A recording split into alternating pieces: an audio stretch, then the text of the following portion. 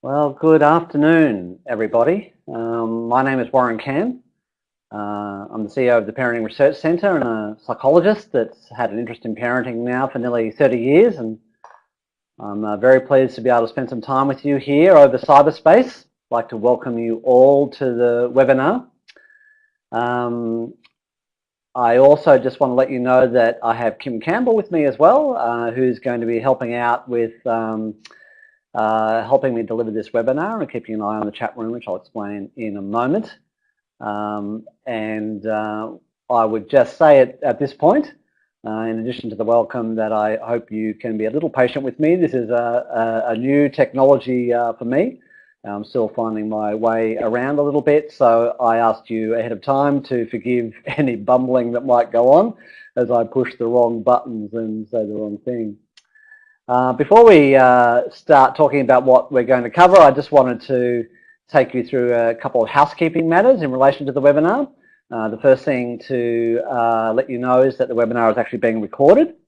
This will create a permanent product that you'll be able to access after the webinar, after we process it, and you're also more than welcome to share it with your colleagues. The second thing is that you'll notice if you look at your screen, there's a chat facility.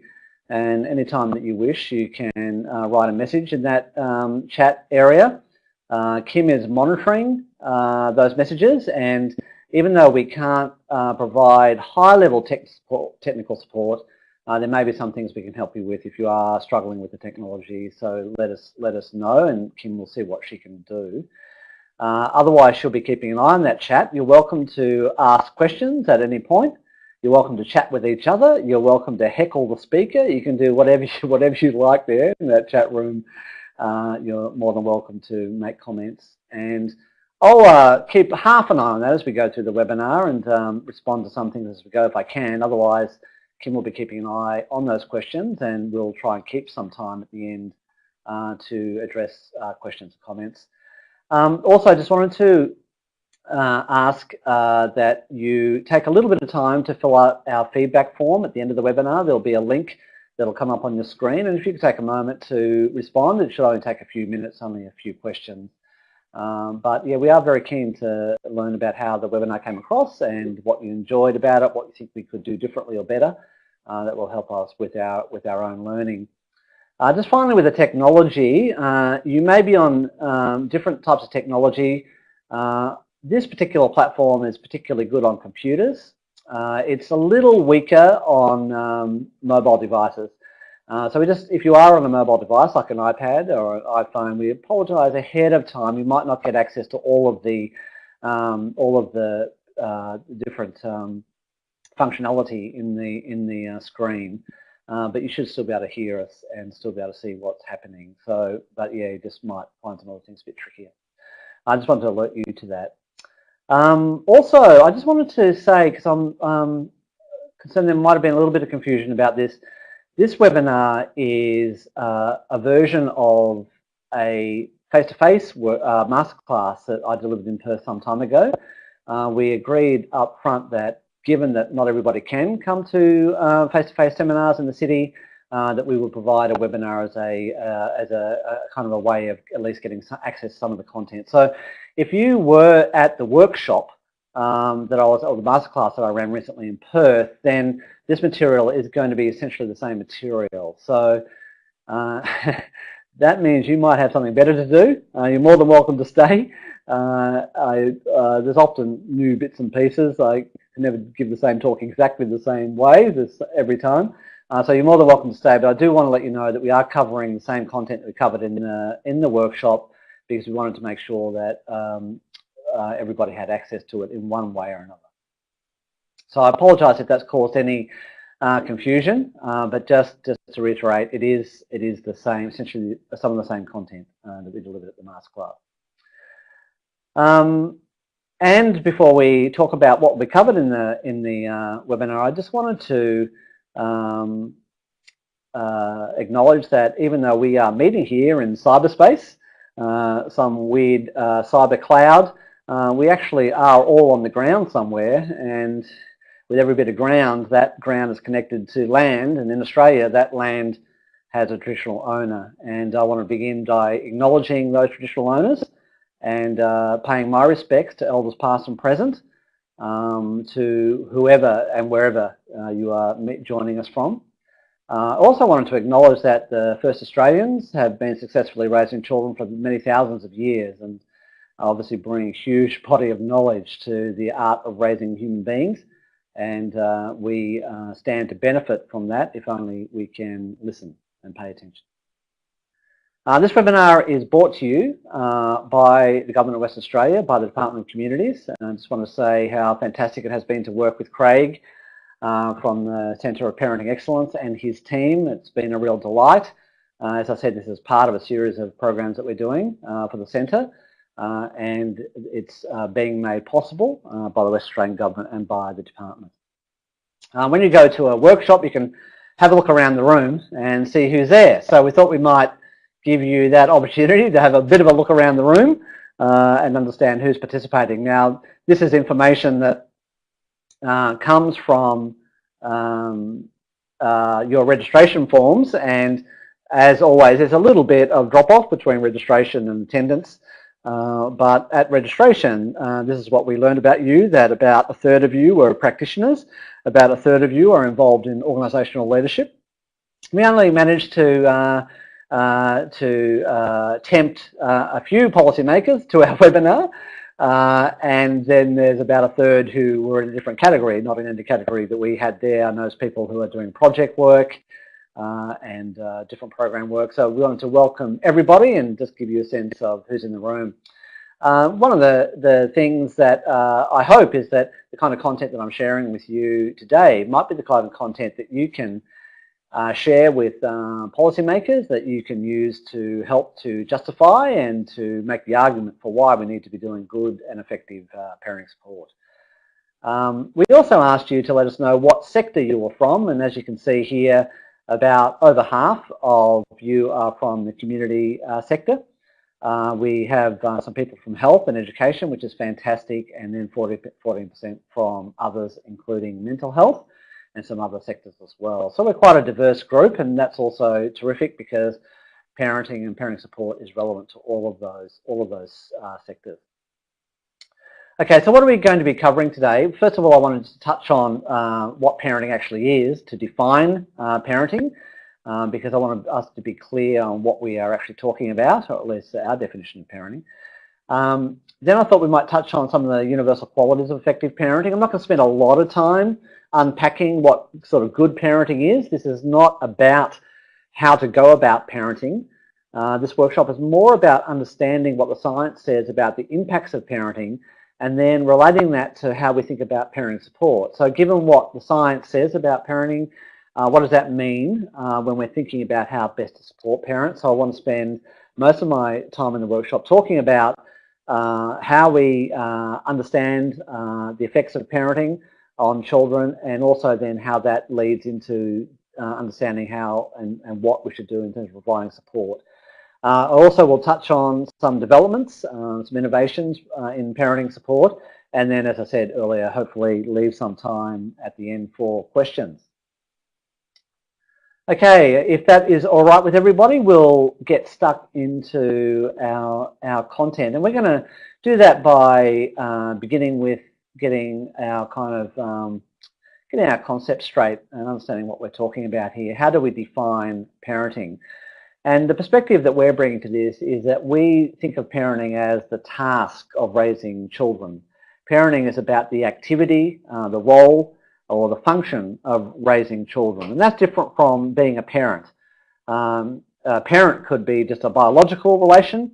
A parent could actually be doing the parenting, or it could be that there are key adults in a child's life who are doing the parenting, who are filling the parenting role. And the comments I'll be making today relate to the task or action or activity of raising children, and I just wanted to acknowledge up front that that task or activity and that responsibility may sit with a whole range of different people, depending on culture, situation, and context, and so on. But what we want to focus on is parenting.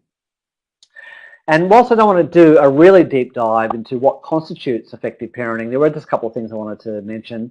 The first is that what the research I think really does tell us is that it's what parents do that matters, not who they are.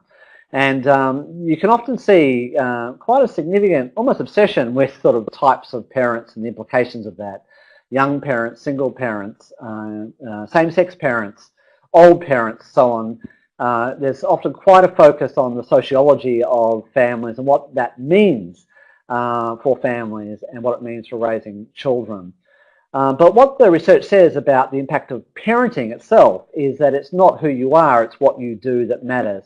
And what we've found, or what science tells us, is that there's a significant consistency in that, and that in the end, what matters is what you do, not who you are. It's quite possible to be able to be an effective parent no matter what kind of background, what kind of family structure you have, what your gender is. Effective parenting is possible.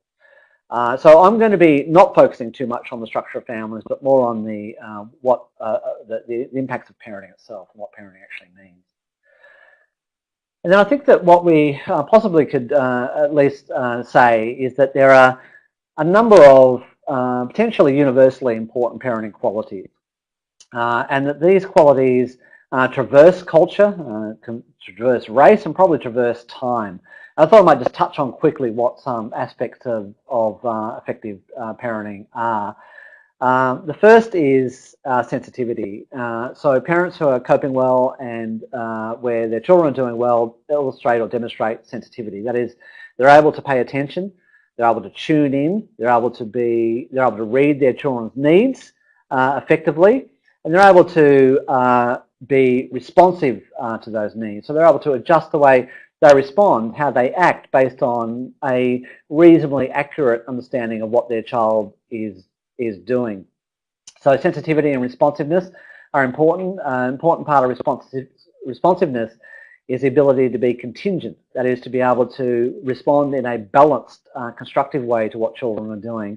To respond in a way, not overreact, for example, but to be able to react in a way that's contingent and appropriate in the circumstance. Another really important and universal quality of effective parenting is warmth.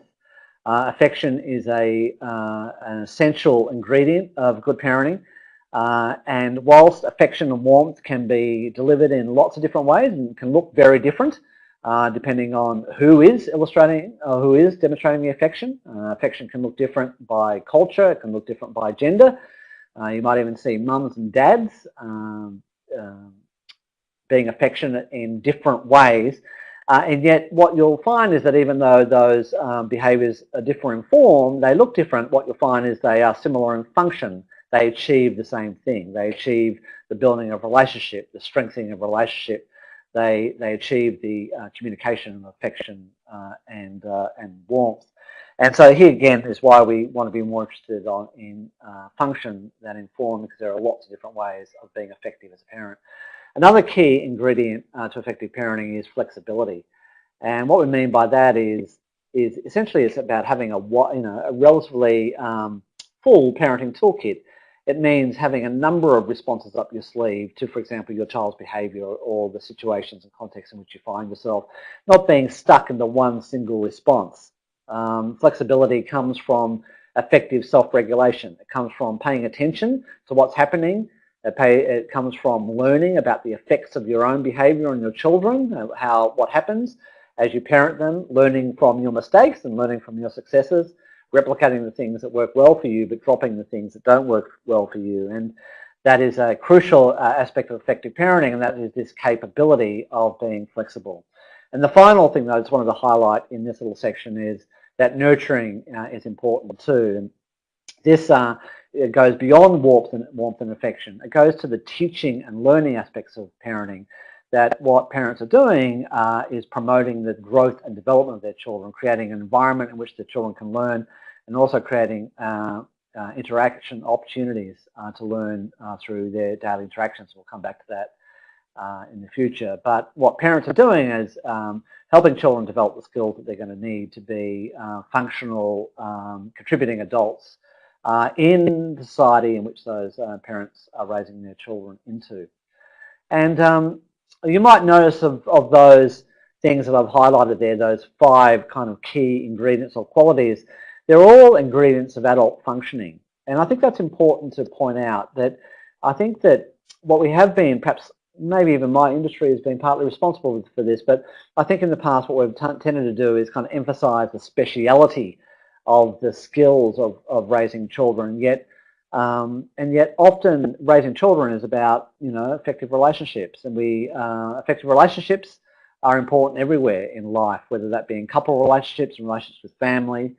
And some of the core underlying skills that help us be effective in our relationships, our other relationships, we draw on those every day in our parenting. I think the other thing I just wanted to point out about this is how much of this is about adult development and adult functioning. And that just points to a reality that parenting is something that, all things being equal, we are equipped to do by our experience, by growing up, by developing adult skills to be able to do these kinds of things, and then learning how to apply them in a parenting situation, in a parenting scenario. And where parents have been given adequate opportunity in their own development to develop these skills, then they come fully equipped to learn on the job and do what it takes to be an effective parent. I mean, there's lots to learn, but these skills do equip them to undertake that learning journey.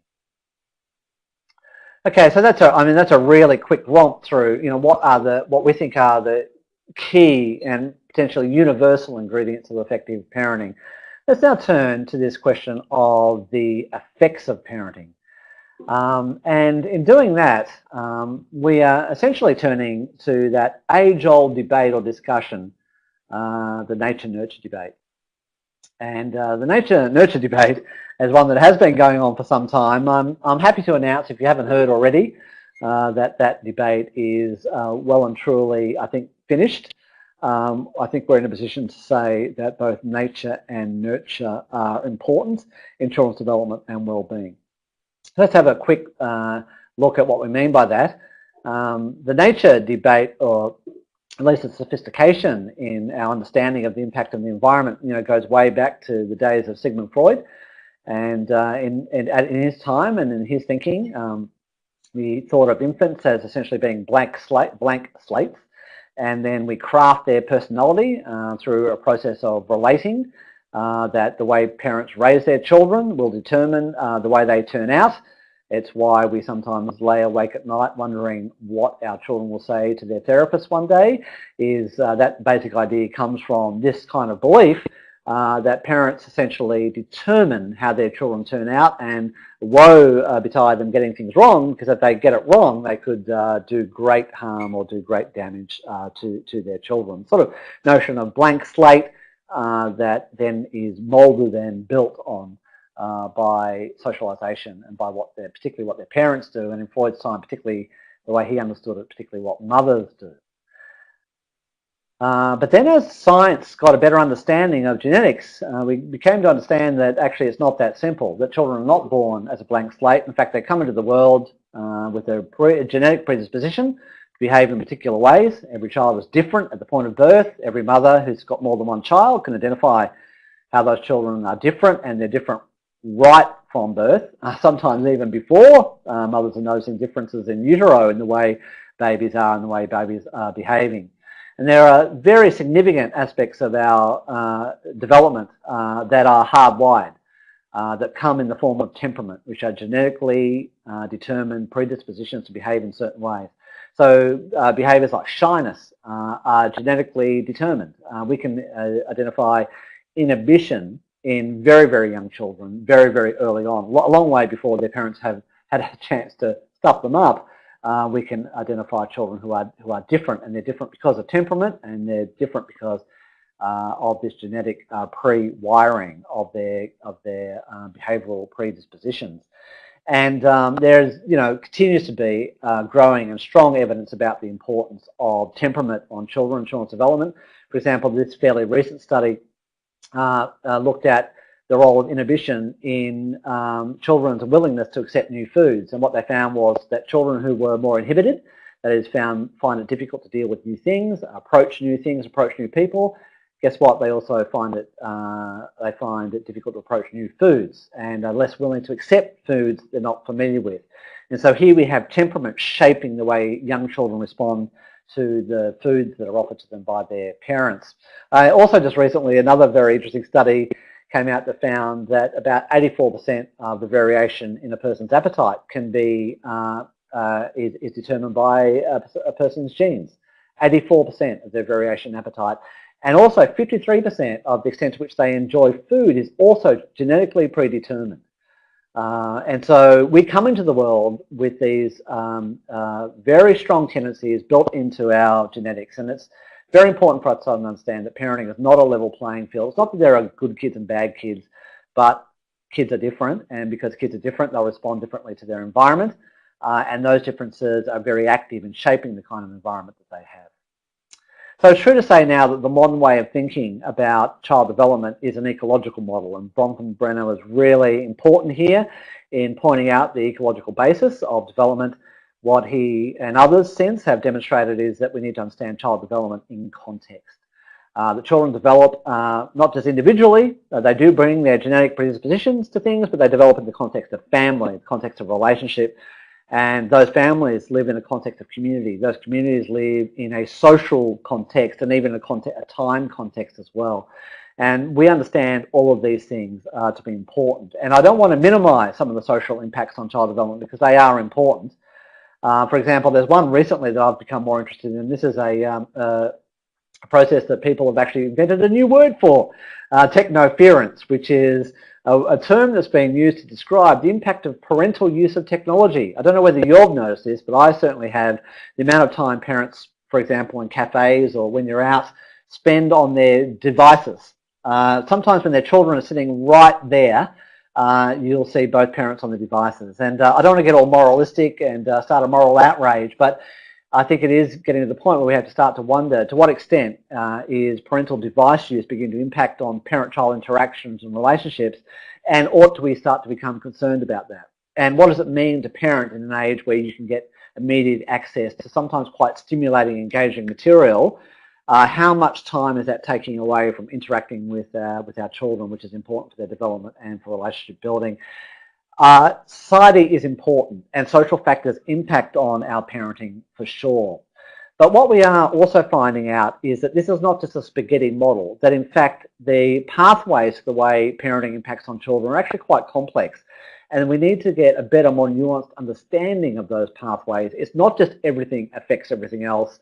There are in fact pathways of effect. And I just wanted to say about the ecological model that sometimes is forgotten, is that a key idea in the ecological model is that the closer you get to the child, the tighter concentric circles you get, the bigger impact. So families have a significantly bigger impact on children's development than, for example, society does. And we're going to have a look at how that works. All right, this is not even contribution. They're all important, but they're uneven. Families have a much more significant impact on children's development, individual children. And society and other factors tend to impact on children by affecting the operations of family, in particular the impact on parenting. So that's what I wanted to take you a little bit through. So I hope you're still with me. Going along, I wanted to touch on 3 different pathways in which parenting impacts on children. And the first is the direct pathway. That is, what aspects of parenting impact on children directly? And what we do know about this is that there are some direct effects. And for example, one area where there's a really direct effect is in language and cognitive development. And there's now substantial research that shows that the home learning environment, the sorts of opportunities provided by families in the home, has a significant impact on children's cognitive development and their language development. In fact, just the sheer number of words that children hear in those first 3 years of life can really shape a child's vocabulary and their language use and their cognitive ability. And so the environment is important, but so is the everyday interactions that parents have with children. All those micro interactions add up to contribute to children's development. And then in this area as well, the nature of the relationship is also important. Because of the importance of the parent-child relationship, because of the significance of that relationship, then what parents do matters. Sometimes I like to say that parents are like, when they interact, they're like talking through a megaphone. What they do actually matters for their child's social and emotional development because of the importance the child puts on that relationship. And so in every everyday interaction, there's two things going on. There's potentially learning and development going on, but there's also relationship building. There's also warmth and gentleness. There's also contingency. There's also sensitivity, and that's going to strengthening and shaping the relationship. We're also finding out more about the direct impacts of parenting through animal studies, which continue to show some amazing science going on there. For example, here's some research that was done with looking at rats, and what this research found was that the licking and grooming behaviour of mothers in the first 10 years of life significantly altered their baby's biological responses to acute stress. So the more that the baby was licked and groomed by the mother, the more equipped the baby was to handle distress or stress in their life. And not only did it equip them better in the here and now, it seemed to be kind of priming their stress response system. So here's an example where there's a direct biological level impact of parenting, where the style and nature of parenting is impacting on the child at a very fundamental biological level. And this kind of research is also now being replicated with human beings. And it's an exciting area of research, and again reinforces the importance of parenting behaviour. You might have heard about the EPI study. This is some research recently released by Malouche and his colleagues. And if you just have a quick look at this graph, it looks at literacy and numeracy at age 11. And this longitudinal research has put these researchers in a position where they can say something about the impact of the home learning environment on, and also other factors on children's learning and development. And as you can see for literacy, the home learning environment there completely is so important and so powerful and completely dwarfs educational experience. You also see mother's education being really powerful there, and I think mother's education is a proxy for interaction and for the kinds of caregiving that are given to children. But as you can see here, that compared to almost everything else, the quality of the home learning environment, the quality of interactions going on between parents and children is a major, major contributor to the development of language and learning. There's been some other fascinating research too. I just wanted to share this piece with you. This piece of research looked at parent-child interaction, and it looked at it very much at a physiological level, at a brain level. And what they did was they conducted a study, an EEG study of mother-toddler brain activity during interaction. And just quickly, what you need to understand is that the symmetry of brain activity can reflect the emotional experience. So when the right side of the brain is really firing, when there's more left brain and less right, we have less negative emotion and we have less avoidance. When we have more right and less left, we have more negative emotion. And so what they did was they looked at the EEG of parents and children during interactions, and here's what they found. They found that when children misbehaved, then their parents' brain became all asymmetrical. And that was fairly fully consistent with sort of negative emotions. And then it also happened in reverse. When parents acted in a way that was even slightly hostile, then their own children's brains began to also go asymmetrical as well in a way that was consistent with negative emotion. And so here we have an example of where parent-child interaction is actually measurable and observable in its effects in a person's brain. And by the way, if you're a parent and you've ever said to a child, "You're messing with my mind," well, now you have the science to prove it. It may well have actually happened. They may well have been messing with your brain, producing some asymmetry in your brain behavior. As research develops, we're also learning about the impacts of parenting on different aspects of social and emotional experience. And this was a fascinating study that was done in relation to children's expression of shame and guilt. What they did was they looked at children at age 3 and again at age 6, and they looked at the expression of shame and guilt. Of course, shame and guilt does have a functional and developmentally appropriate role, but it can also become overactive, become a problem when it is overreactive, when children are feeling, exaggerated degrees of shame and guilt, and that can be a problem. And this is what they found in their study. They found that fathers' depression and permissiveness was associated with higher expressions of children's shame and guilt. Interestingly enough, not mothers. So when fathers were more permissive and when they were depressed, we had higher childhood shame and guilt at age 6. So there was a direct relationship. There was also, by the way, a relationship between relationship conflict and shame and guilt. And so the researchers were quite interesting here. They don't really know why there's a relationship. At this stage, we can only say there's a relationship. But what they did have some interesting theories about it. For example, one of their theories was that it might be that children who don't get a experience with being corrected for behaving in a way that's not appropriate, and they don't get experience of getting feedback about their negative behaviour, don't get the opportunity to practice getting feedback and then integrating that into a healthy sense of their self. Because they're not getting a lot of feedback, they're not getting a lot of practice in integrating that into a healthy sense of self. When they finally do get the feedback, they overreact and they have actually more guilt and more shame than maybe what was needed or called for in terms of the situation. The other thing about this kind of research, though, that I find quite interesting is that I think we're starting to learn more and more about the differentiating impacts of fathering and mothering. And a lot of this will be kind of socially determined. I think it will change as fathers and mothers' roles develop and change. But I think at this stage there are some differences in the impacts of fathering and the impacts of mothering. Should be sensitive to that. By the way, they're relatively small differences. I just want to emphasise, though, they're relatively small, but they are interesting, and they could well be important clinically in the future. All right, the other thing before I move on from direct effects is I just wanted to emphasise this very important concept of differential susceptibility. I think this is a really important concept for us to understand. I think the driving scientific force behind this is Jay Belsky.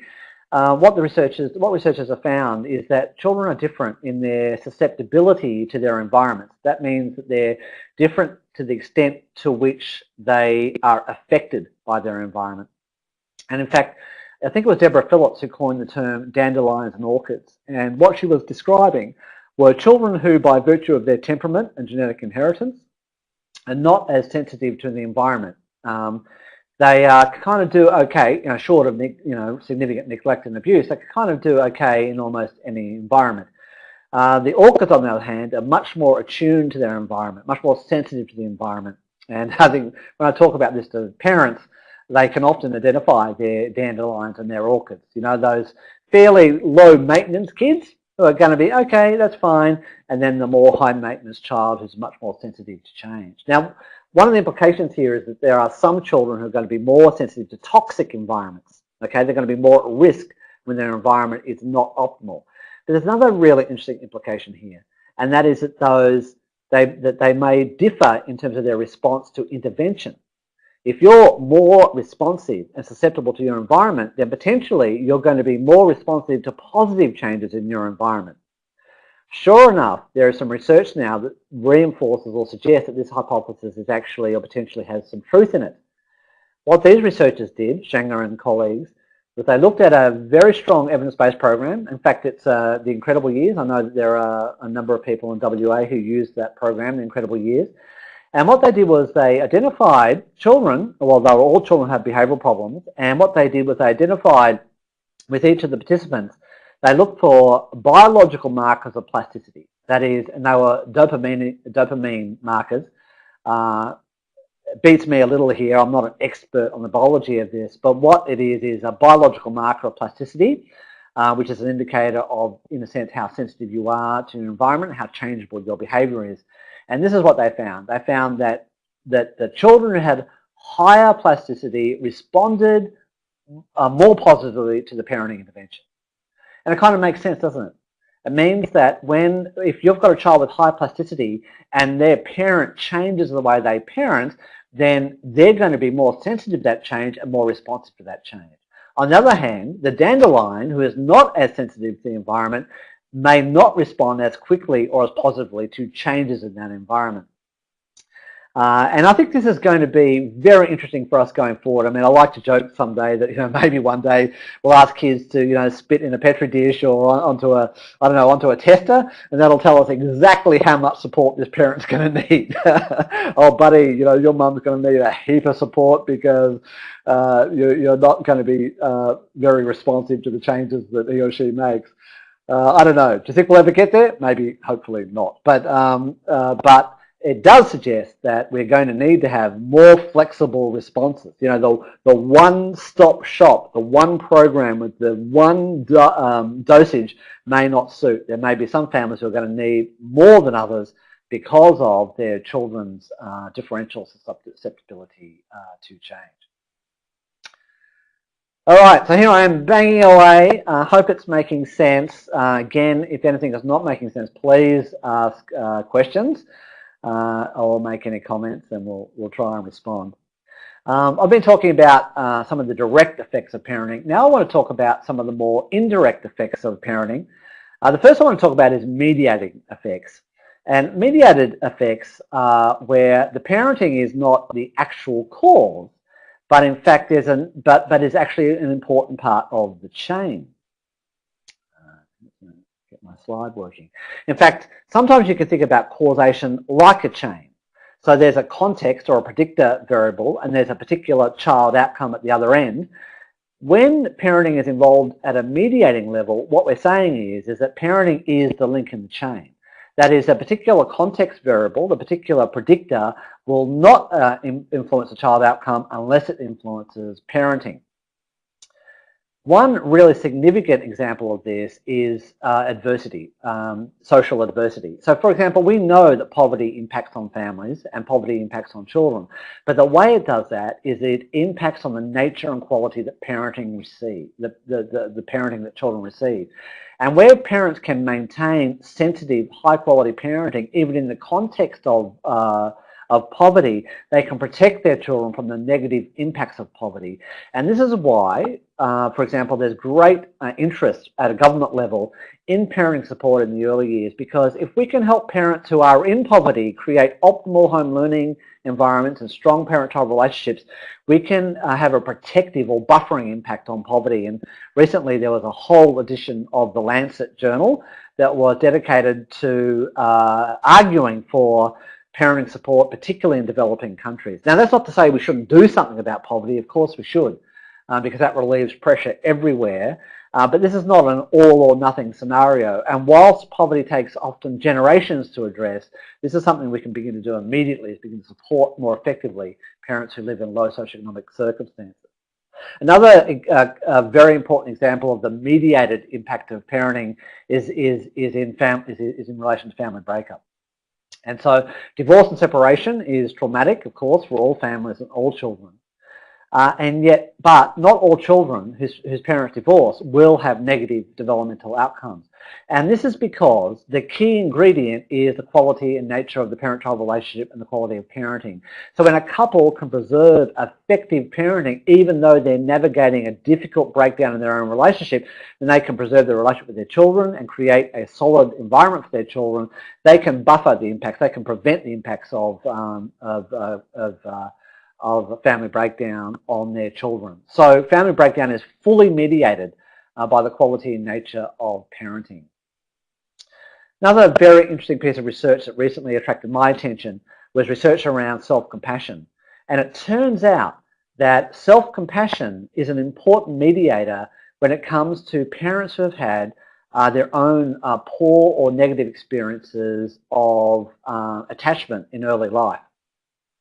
What this study showed was that if parents had poor attachment, and this was self-report, so it has limitations, if they were able to demonstrate a degree of self-compassion, that is, if they were able to give themselves room to make mistakes, if they were able to forgive themselves for making mistakes, if they were able to curb their self-criticism, then their own less than optimal attachment experience did not turn into poor quality of life outcomes for children. And also stress, where they had lower levels of stress, then their own experience did not translate into poor experiences for children.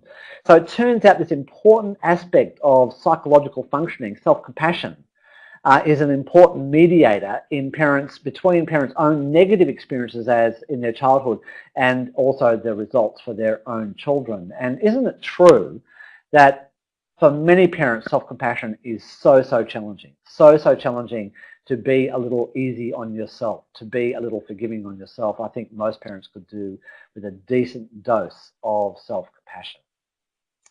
So here we are talking about mediating effects, and here's an example where adult functioning is an important mediating effect. All right, let's move on to moderated effects. Now, by moderating effects, what I mean is that parenting is not the actual cause, but what it does is it modifies the impact of the cause on the outcome. A way you could look at it is like this, that there's a relationship between a predictor, the cause if you like, and the outcome, but that relationship is fully moderated or influenced by parenting or the quality of parenting. And here's a good example of this. Now, we're all aware of how important attachment is, aren't we, to children's development and well-being. But it turns out that attachment may not be a cause in its own right for children's well-being and development. It may actually be a moderating impact or moderating influence. So here's a study that looked at the role of attachment. So what we know is that there is a direct and well-established pathway between early negativity in infancy, that is difficult temperament, like a child who's overly emotional or is difficult to get into routines or is highly inhibited. There is a connection between those early challenges in temperament and later problems in adjustment right into the teenage years. There's a direct pathway between difficult temperament in infancy and problems later in life. What this research showed was that pathway is moderated by the strength of attachment. So when parents are able to maintain and demonstrate strong, warm, loving relationships with their children, even in the context of challenging temperament, then they can protect or change that pathway. And I think that's really important research. So what is the outcome of this? What is the outcome? The slide's affected. What is the outcome or the outtake of this? Well, here's the outtake. We need to be paying attention to parenting because parenting has direct impacts on children's development and well-being. But we also need to be paying attention to parenting because parenting can buffer the impacts of other circumstances, other external events. Parenting can be an important protector for children. And the third thing is that parenting can operate as a moderating variable. That is, it can change the pathway for children. And for each of those reasons, it becomes important to be advocating and supporting parenting. All right, let's move on now to talk a little bit about, given that, how do we think about parenting support? I don't know whether you've noticed this. Everybody seems to know how to raise children except the people who have them. I'm sure there's many parents who feel like that. But look, it is really true to say that parents are made, then they're not born. Parents are on a learning journey. They develop, and they develop mainly on the job. And we can think of parenting as a set of skills that can be acquired and enhanced through experience. We're not suggesting here that parents need a formal training, but that parents and human parents are not well equipped by their instincts to parent. They come into parenting feeling very new. They come into parenting equipped with adult capacities to learn and adapt. And then, all things being equal, they get the opportunity to learn and adapt on the job as they go. What we need to do is be thinking about, well, how do we support that process? We think it's useful to distinguish between parenting support, which is about influencing parent-child interaction, and parent support, which is about supporting the adult well-being of parents. Both of these are important, but they have slightly different underlying logics. And here the logic is represented here on this slide. If you look down the left-hand side, you see essentially the parenting support logic. The idea is with parenting support that we're trying to influence the nature of parent-child interaction because that is the thing that will ultimately influence and change the child outcome. If we can change the way a parent and child relate and interact, then we can change the child's experience. If we change the child's experience, we can improve their outcome. With parent support, on the other hand, the focus is on parental well-being and functioning. So when we're looking to do that, we're trying to help the adult become more healthy and stronger, because a healthier and stronger adult is going to be more likely to be able to engage in effective parent-child interaction, and therefore more likely to be able to produce the outcomes that they seek. Now, both of these are important, but they're different, and distinguishing the two things can often help you understand the underlying logic behind different supports. It can also help us untangle some of the fairly unproductive debates that go on around the place about the different types of parenting support, because sometimes we get confused the actual underlying logic.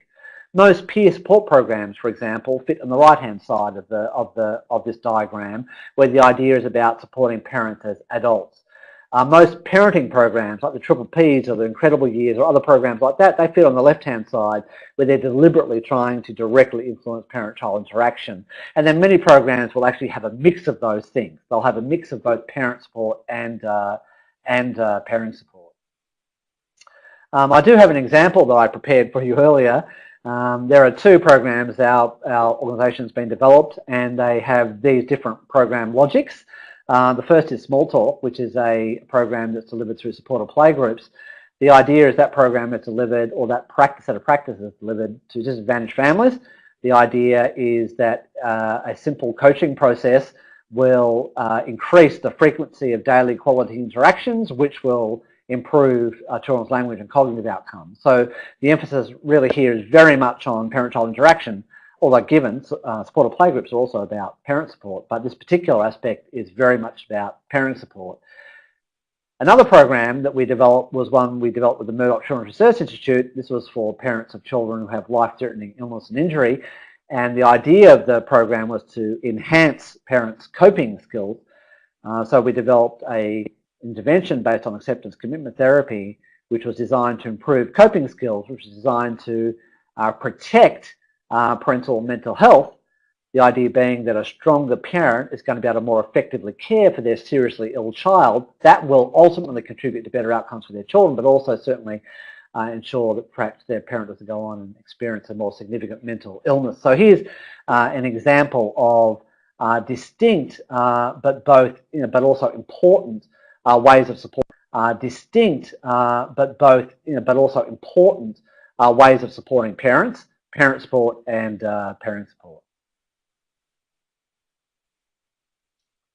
Okay, I do want to provide some chance. I know I've just been talking non-stop here, questions, and you might not even have time to type something in. So if you do have some questions, then please feel free to type them in and we'll come to them.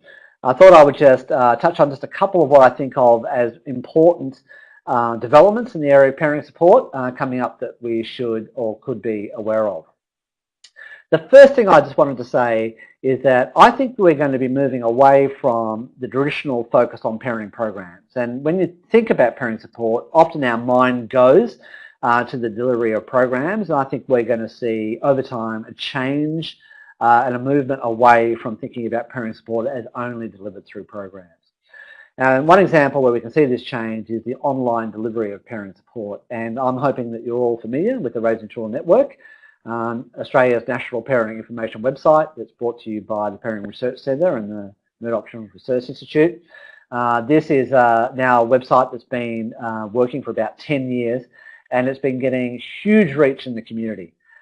In fact, we need to update this data because I've just been informed today that we get 55,000 visits per day to the Raising Children Network.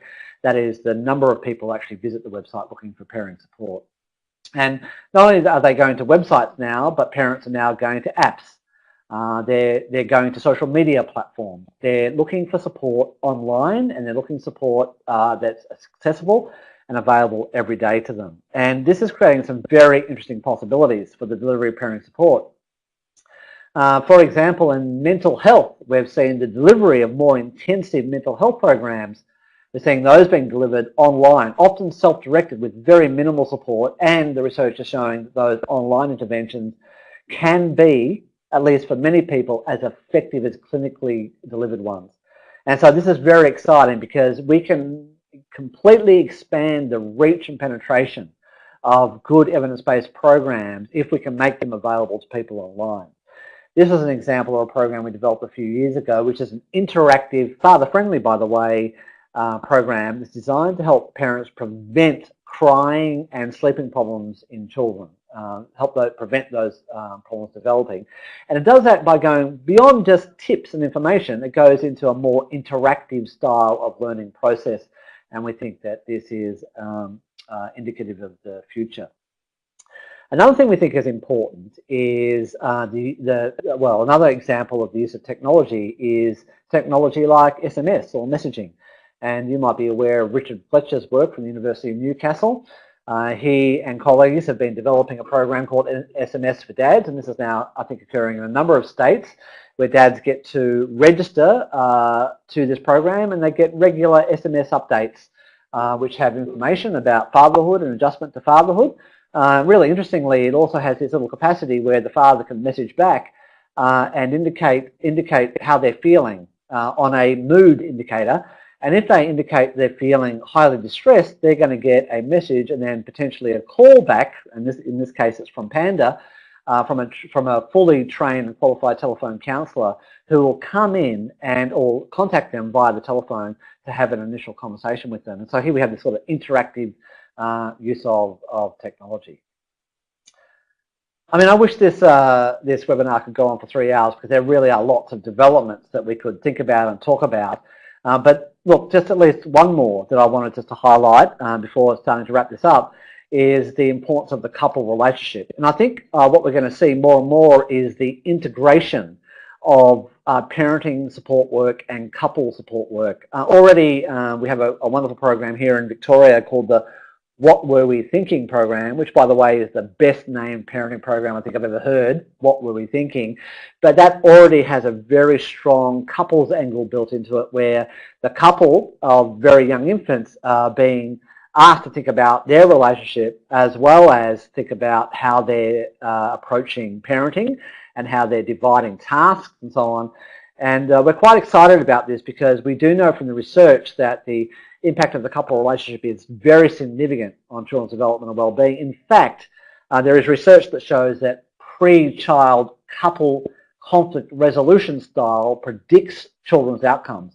So even before you've had a baby, the way you get on with your partner, the way you resolve conflict is a predictor of your child's social and emotional development. How significant is that? You know, the couple relationship creates this emotional sort of infrastructure, if you like, this emotional climate in which children develop, and where there is a couple, that is important.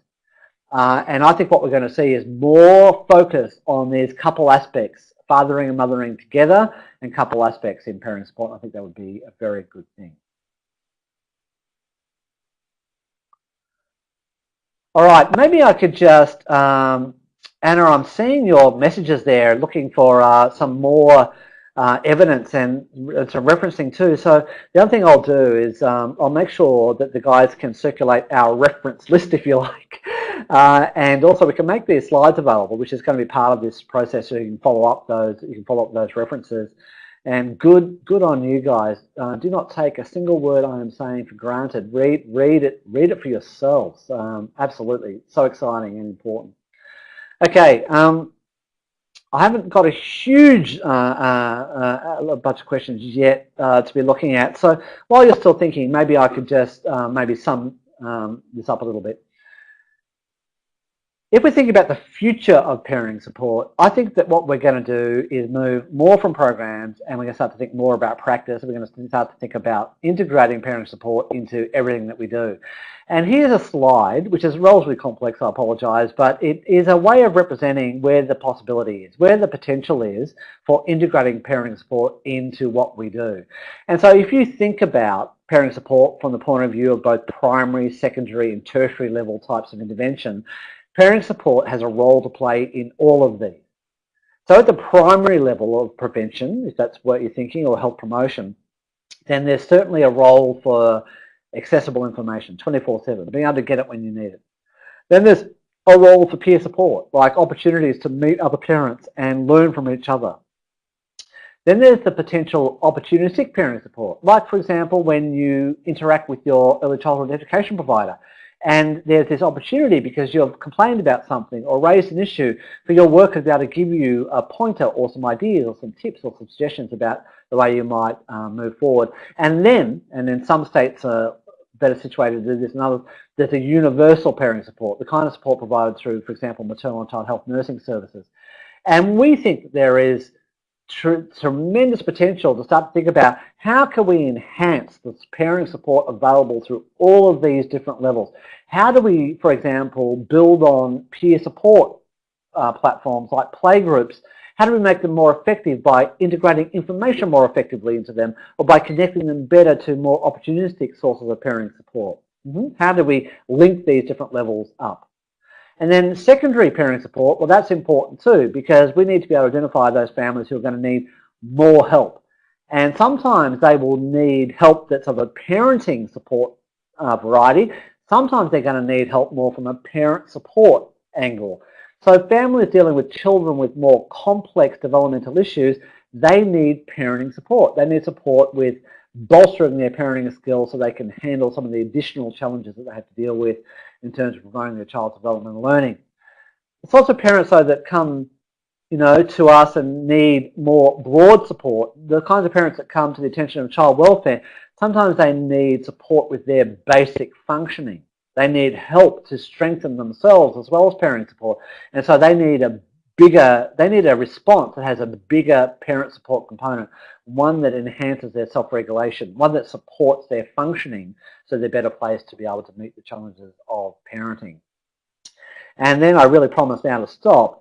I think there's obviously a role for intensive parenting support delivered by family services at the tertiary level, where good, solid, evidence-based parenting support is being delivered to families who need more intensive support. And wouldn't it be wonderful if our adult-focused services were also contributing to this effort? Wouldn't it be fantastic if adult mental health, adult health services were conscious of their clients who are parents and were responding to adults as parents and who are thinking about parenting as a domain of life that has real potential leverage capability and real potential for improving adult functioning if only we could help adults in their own parenting and support them in the parenting role. So all in all, wouldn't it be terrific if everybody saw parenting support as core business?